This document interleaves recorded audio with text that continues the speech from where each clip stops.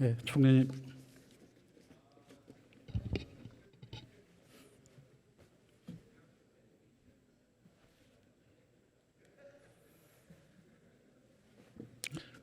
예, 연휴 고생 많으십니다. 여론조사에 의하면 대통령직 직무수행 중에서 잘 못하고 있다라는 부정평가가 늘 60% 가까이 나옵니다. 그런데 그 중에는 경제정책에 관한 부분도 있어요. 늘 오릅니다. 제가 보기에는 60% 부정이면 상당히 부끄러운데 또 국민들한테 죄송할 것 같고 어떠신가요? 네, 당초에 예상했던 것보다는 어려움을 겪는 그런 경제 상태인 것은 맞습니다. 네, 임기 초 1, 2년 동안에 60%에 가까웠다는 것은 국민들의 심판이 있다는 걸로 받아들여야 됩니다. 저는 제 생각에는 좀 부끄럽게 생각해야 된다고 봅니다. 국정 운영의 지금 우선순위가 뭡니까? 우선 국가의 안보 또 국익 외교 이 부분이 중요하고요. 안보의 확보 없이 경제나 이런 것들은 굉장히 어려우니까요. 두 번째로는 역시 경제라고 생각합니다. 우리 재정 건전성을 회복하고 그게 제 생각하고도 다르고 국민 생각하고도 다른 것 같아요. 지금 대한민국은 경제 위기에 빠져 있고 경제 문제를 해결하는 게 저는 경제 민생 문제 해결하는 게 가장 우선순위라고 생각을 합니다.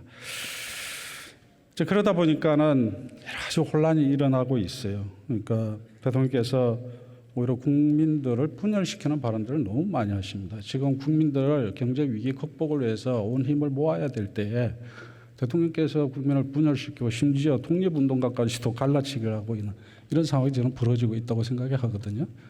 그래서 이제 그런 관점을 가지고 질문을 드리겠습니다. 아시다시피 세계 경제 성장률은 상향 조정되고 있습니다. 국가마다 좀 다르기만 합니다만은, 근데 우리나라는 2022년도에 정부에서 2.1% 예상을 했던 게 지금은 1.4%, 1.3%까지 외부에서는 더 평가를 하고 있죠. 수출의 규모는 11개월째 줄어들고 있고, 25년 만에 일본의 성장률이 역전된다라는 그런 불안한 소식도 들리고 있고요. 1인당 국민소득이 35,000불에서 13,3,000불 수준으로 떨어졌다라는 이거는 해석에 따라서 달라질 수 있지만 이런 안 좋은 경제 소식들이죠. 제가 보기에는 이 소식을 이걸 받아들이는 사람들 입장에서는 그냥 경제 폭망되는 거 아니냐 이런 걱정이 들 수밖에 없어요. 그러나 정부에 있어서는 아까 총리님께서 말씀하신 것처럼 그 우선순위에서 경제가 아니듯이 위기감이 전혀 느껴지지가 않습니다. 입장이 어떠신가요? 경제에 대한 관심과 민생에 대한 관심은 그 어느 정부 못지않게 높다고 생각합니다. 우리 정부가 들어와 가지고 한 100일 동안에 민생 대책을 한 9번 정도 수립했습니다. 그것은 작년 들어오면서부터 급속히 오르기 시작하는 국제금리, 여기에 대한 금융 취약자에 대한 대책이었고요. 또 물가가 저희가 5.2%까지도 올랐습니다만 이 인플레이션에 따른 그런 대책, 이런 것들을 다 포괄하는 그러한 그 대책을 계속했다는 거고요. 그래서 지금 저는 의원님께서 말씀하신 폭망이라는 그 표현은 제가 좀 동의하기가 어렵습니다. 동의하기 어렵시겠지만 저는 당연히 어려우실 거라고 봐요. 제가 총리님을 설득시킬 생각은 없고요. 제 느낌이 그렇고 많은 사람들이 그렇게 느낄 것이다라고 보고 있고요. 중요한 거는 동일한 조건에서 다른 나라들은 성장률을 다 상향 예측 추정을 하고 있는데 우리는 계속 거꾸로 떨어지고 있다는 거죠. 그것이 우리한테 주는 불안감이죠. 문제는 성장률을 정부가 까먹고 있다는 거예요. 제가 무슨 말씀을 드리는지 잘 아실 겁니다. 민간과 정부를 놓고 보면 민간에서 1.1%의 2, 4분기 얘기입니다. 1.2% 성장을 했는데 정부가 마이너스 0.5%예요. 정부가 까먹고 있는 겁니다. 어떻게 해석하시나요? 그거는 지금 우리 대한민국이 처한 굉장히 어려운 지금 상황이죠. 정부의 전체적인 이 부채 문제 때문에 우리가 더 이렇게 정부에서 적극적인 재정 정책을 하게 되면 그걸 몰라서가 아니고 그러한 정책을 하게 되면 우리 경제 전체에 대한 대외적인 신인도가 문제가 되고 결국 인플레가 다시 촉발될 겁니다. 그렇게 그리고 재정 걱정을 하시는데 법인세를 깎았나요? 이 법인세 말씀을 하시는데 잘 분석을 해보세요. 이 법인세라는 거는 개인 부자한테 주는 게 아니지 않습니까? 그거는 결국 기업한테 주는 거거든요. 그래서 투자가 늘어났나요? 기업한테 주는 거기 때문에 투자도 안 늘어났고요. 소비도 안 늘어났고 투자는 지금 마이너스입니다. 그러나 만약 그렇게 하지 않았다면 훨씬 어려웠겠죠. 아니죠. 당연히 정부의 주장은 법인세율이 내려지면은 투자를 많이 할 거라고 얘기했던 거고, 저희들 주장은 그것이 결국은 대주주 몫으로 돌아간다고 주장을 했었고, 학술적으로도 그리고 우리 정부의 경험상으로도 법인세 깎아준다고 해서 투자 늘어나는 거 아니다라는 거를 누차 얘기를 했던 겁니다. 그거는 경험적으로 정리가 되는 거고요. 결국은 세수 감소가 문제가 있습니다. 세수가 감소되는 바람에 재정을 크게 잘라고 해도 쌀 수가 없어요. 지금 내년도 국세 수입이 올해보다 33조 원이 줄어들고 그래서 88.3%가 줄어들어요. 올해 마이너스 세수 결손이 50조 가까이 예측되잖아요. 그러니까 재정 규모를 늘리고 싶어도 못 늘리는 거예요. 제가 보기에는 이거는 이 정부의 경제 실패의 결과예요. 경제를 잘 가꿨으면 세수가 많이 들어왔을 것이고, 세수가 많이 들어오면 당연히 재정도 더 키울 것이고, 그 재정을 가지고 경제 성장을 해 나갈 수가 있는 거죠. 그걸 못 해내고 있잖아요. 그걸 왜 부인을 하세요? 그렇지 않습니다. 법인세라는 것은 기본적으로 기업한테 주는 것이기 때문에 우리가 국내는 이 7.5배 정도 오른 국제적인 금리 때문에 투자가 당초 예상보다 분명히 줄어드는 건 맞아요. 그러나 외국인 투자는 비교적 이런 국제적인 금리는 어차피 다 적용이 되는 거기 때문에 조금은 그 나라의 전망, 그 나라의 법인세, 그 나라의 노동관계 이런 것들을 보고 투자를 하는 거거든요. 그렇게 보면 올해 외국인 투자는 상반기에 약 170억 불이어서 어느 해보다도 가장 많이 외국인 투자가 늘어났고요. 그다음에 의원님 잠깐만 시간을 주시면요. 대기업한테 있었던 거잖아요. 그럼 잠깐만 저한테 시간을 좀 주시죠. 마이너스인데 지금 내년도도 그래서 법인세 인하 내년에요. 내년에 세수 부족분이 그 중에서 80% 이상이 법인세 감소분이에요. 세입 중에서 줄어드는 분이 아까 제가 말씀드렸잖아요. 33조 원이 줄어드는데 그 중에서 83%가 법인세입니다. 작년에 법인세법 개정해가지고 내년에 적용되는 거잖아요. 올해 사업 실적을 가지고.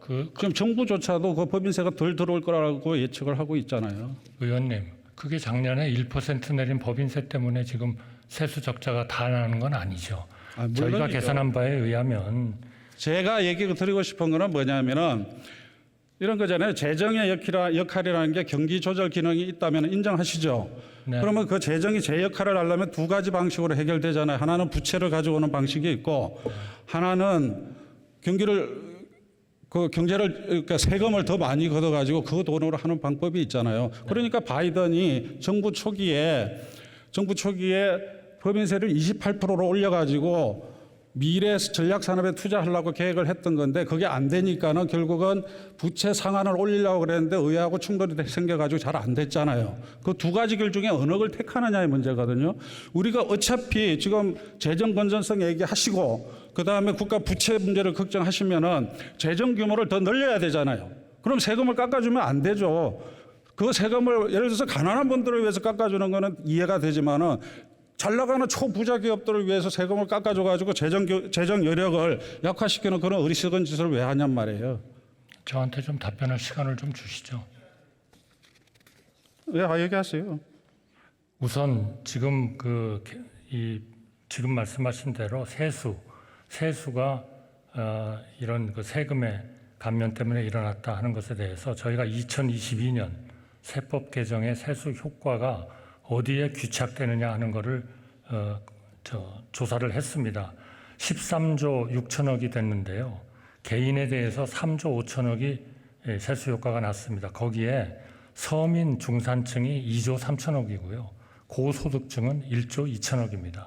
그리고 법인에 대해서는 7조 1천억이 세수 효과가 났는데 이 중에 대기업은 4조 5천억, 중견기업은 7천억, 중소기업은 1조 5천억입니다. 그러니까 마치 이 세법 개정은 무조건 다 돈 많은 사람한테만 간다. 이건 우선 아니라고 제가 말씀드리고 싶습니다. 아니 제 얘기는 재정 그리고- 건전성 얘기하시면서 그리고요. 국가 부채 늘 얘기하시는데 그러면 국가 부채 문제가 있다면은 세금을 돈이 있는 사람들한테서 당연히 걷어야죠. 그래야 그게 재정이 안정이 되는 거지. 그 노력은 안 하고 그것도 포기하고 이것도 포기하면은 결국은 공공부문이 정부가 성장률에서 마이너스 0.5%를 까먹고 있잖아요. 아니 그렇죠. 그 결과가 나온다는 걸 제가 그렇진 지적하는 않죠. 거고요. 지금까지 설득할 그렇게 생각은 없고요. 방만한 재정의 그런데- 운영을 했기 때문에 더 이상 그런 정책을 할 무슨 방만한 경영을 했다라는 거예요? 무슨 방만한 경영을 400조 부채가 는 거죠. 400조요? 네. 보세요. 총리님, 문재인 정부 1, 2, 3년도에 국가 부채 비율의 증가율은 그 이전 정부보다 훨씬 낮아요. 코로나 때 2년 그때 국가 부채율이 늘어나는 겁니다. 그래가지고 경제 잘 살렸어요. 윤석열 정권 들어와가지고 59조 추경할 때 그 돈 뭘로 했어요? 그렇지 않습니다. 경제 살려가지고 나온 그 법인세 세금 그런 걸 다 모아가지고 53조 원의 추가로 더 거쳐가지고 그 돈으로 윤석열 정권에서 첫 번째 추경 돈으로 썼어요. 그렇게 경제 잘 살려가지고 넘겨줬으면 됐지. 왜 자꾸 전 정부 탓을 하냔 말이에요.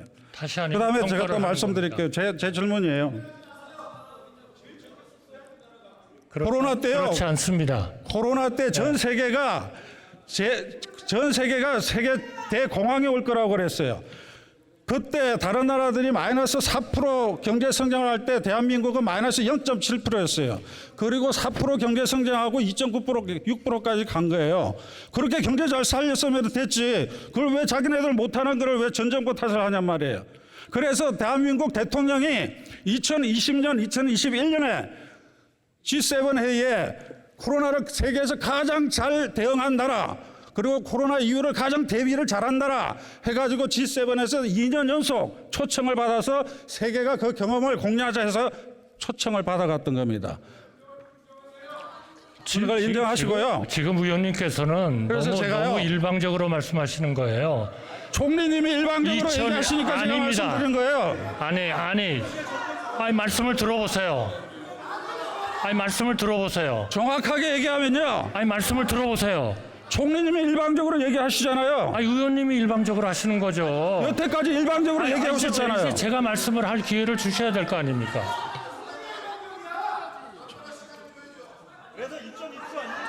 제가 분명히 말씀드리죠.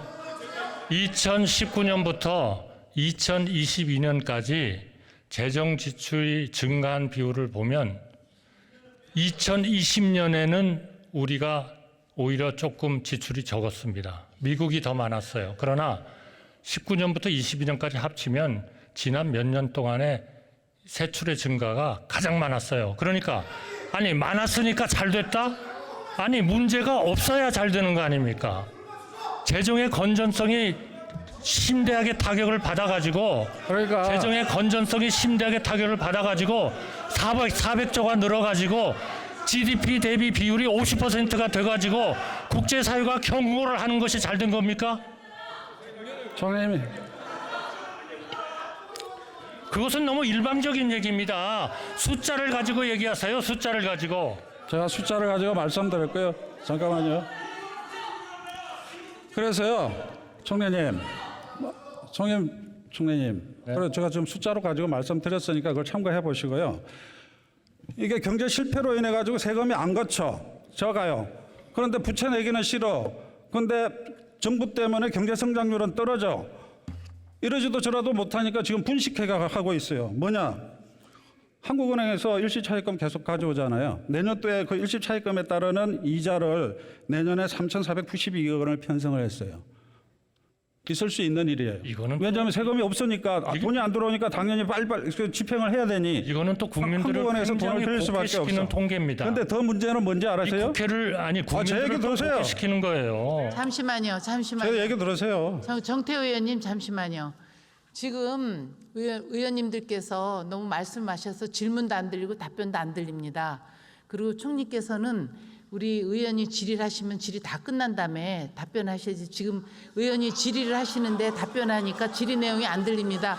의원님들, 처음에 대정부 질의할 때 오죽하면 국회의장께서 초등학교를 비유하셨습니까?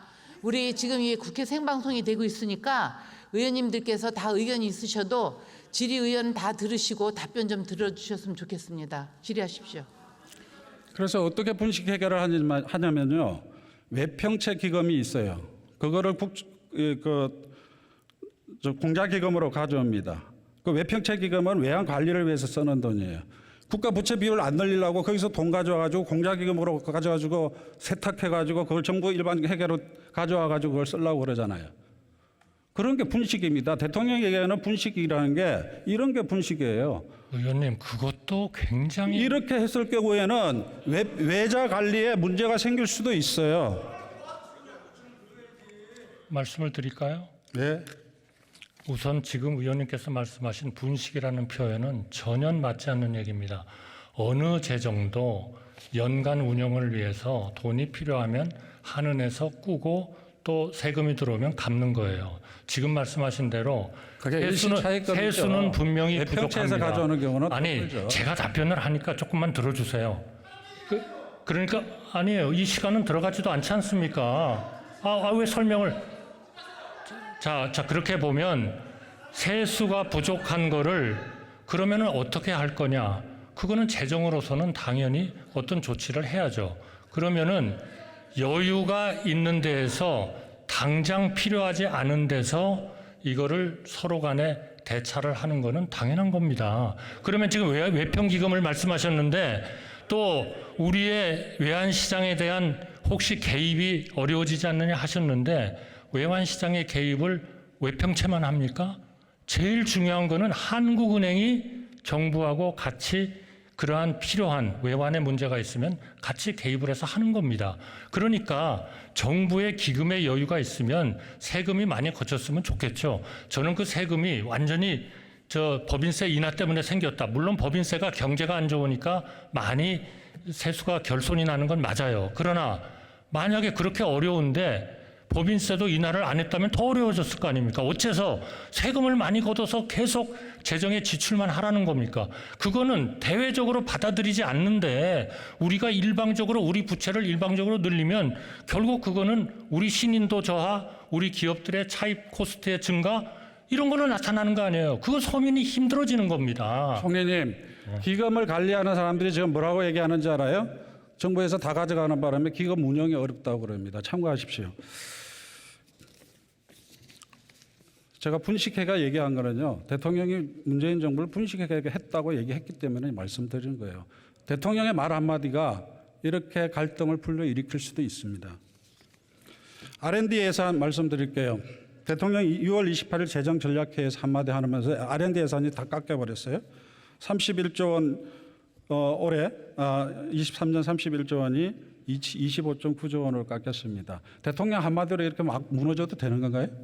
저는 뭐 대통령님의 한마디에 깎였다고 생각합니다. 대통령이 카르텔 얘기하면 그냥 다 깎아버리는 거예요? 의원님 말씀하신 대로 그동안에 이 R&D 예산에 대한 비판이 어떤 거였는지 의원님께서 너무나 잘 아실 겁니다. 총리님은 R&D 예산이 편성되는 과정을 잘 아세요? 잘 압니다. 어떻게 되나요? 과기부가 일단 총괄적인 거를 하고 기재부에 보내서 심사를 받는 거죠. 그런데 자꾸 그 일정이 바뀌었다 이러시는데 저는 그것은 전체적인 예산 편성 과정에서 항상 그러한 차원의 검토 내지는 서로 협의는 있을 수 있다고 생각해요. 이게 어떻게 해서 예산이 도대체 몇백조가 편성이 되는데 대통령님이 한마디에 총리님이 과학기술기본법을 읽어보셨나요? 네, 압니다. 거기에 날짜가 딱딱 박혀 있습니다. 언제는 뭐하고. 그래서 장기 전략과 예산 배분 계획에 따라서 전년도 10월 31일 그리고 당년도 1월 31일, 3월 15일, 5월 31일, 6월 30일 이때 뭐 해야 된다고 기본법에 다 나와 있습니다. 이 절차를 다 밟아가지고 6월 30일 날 결정을 하는 거예요. 6월 20일 날 대통령 말 한마디 하니까 그동안에 밟았던 모든 절차가 다 무력화돼 버리는 거예요. 대통령이 아니면 과기부 장관이 총리님이 과학기술기본법을 위반하고 있는 거예요. 아니 이 문제에 대해서 법을 제대로 지켰느냐 하는 문제에 대해서 필요하시면 우리 과기부 차관께서 좀 설명을 하시도록 그렇게 하겠습니다. 이거는 법에요. 날짜가 적혀 있다니까요. 아니, 법에 제가 6월 30일로 딱 적혀 있다니까요. 아니 그러니까요. 저는 이것이 다 이런 합법적인 방법을 절차를 거쳐서 편성이 됐다고 생각하는데 제가 이 모든 것을 다 기억하고 있지는 못하니까 필요하다면 과기부 차관으로 대통령이 말씀 한마디 하는 바람에 그 앞에 과정이 다 무력화되고 그 관련 부처나 연구기관에서는요 6월 28일 날 그 일이 있고 나서 7월 5일 날 예산을 새 예산안을 제출합니다. 5일 동안에 20%씩 다 깎아지고 요구서를 내요. 이게 무슨 나라입니까 이게 무슨 정부예요? 아니, 구멍가게도 이렇게 안 해요. 아니 그거는 또 의원님의 일방적인 지금 주장이시죠. 그러니까 그 아니, 그 절차가 어떻게 해서 이루어지는지를 우리 과기부 차관으로 하여금 설명을 드리겠다고 말씀드리지 않습니까? 제가 다 기억을 못 하겠어요, 그거는요. 이게 지금 차관 나와 보세요.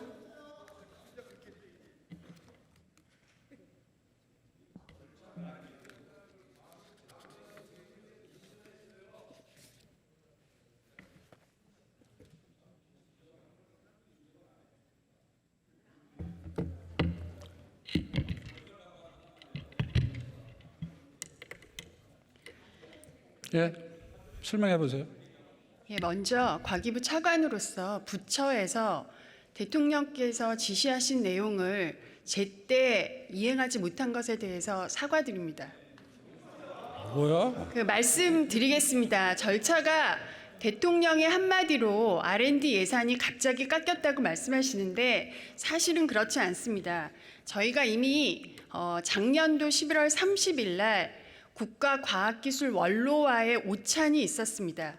그때 과학기술 원로들께서 나눠 먹기식 예산을 지적을 하셨고 이 부분에 대해서 대통령이 그 지적을 받으셔서 이와 관련해서 원로들의 혁신적인 그런 아이디어를 잘 받아서 당시 그 자리에 계시던 과기부 장관께 R&D 혁신을 하라고 지시를 하셨습니다.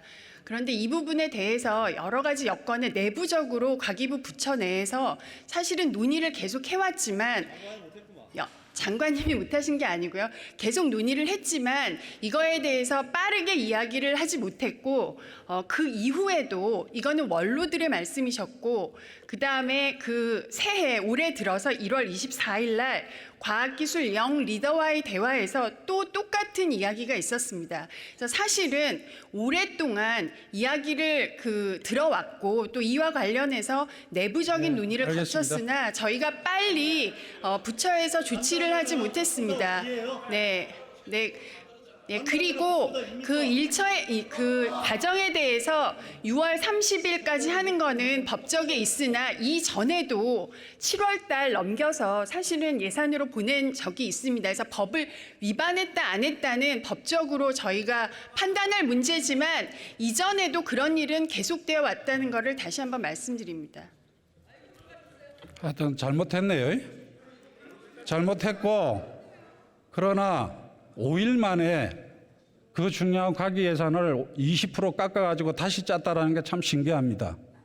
그 들어가세요. 부분에 대해서는 충실히 지금부터 제대로 잘 이렇게 확진할 수 있도록 이렇게 시스템 개선을 윤석열 하도록 하겠습니다. 들어가세요. 이렇게 윤석열 정권에서 대한민국의 미래를 망가뜨리고 있어요. 경제가 무너져 내리고 있습니다. 위기입니다. 그러나 더 위험한 것은 정부가 위기를 위기로 인정하지 않거나 모르고 있다는 것이 더 위기라고 생각합니다. 그로 인해 대한민국의 미래가 무너지고 있는 것 같습니다. 그 모든 위기의 중심에 제가 보기에는 대통령이 있습니다. 이 위기 극복을 시기에 국민의 힘을 모아야 할 시기에 오히려 대통령은 국민을 분열시키고 있습니다. 총리님, 오랜 경험을 가진 총리께서 그 중심을 잡아주시면 고맙겠습니다. 이상입니다.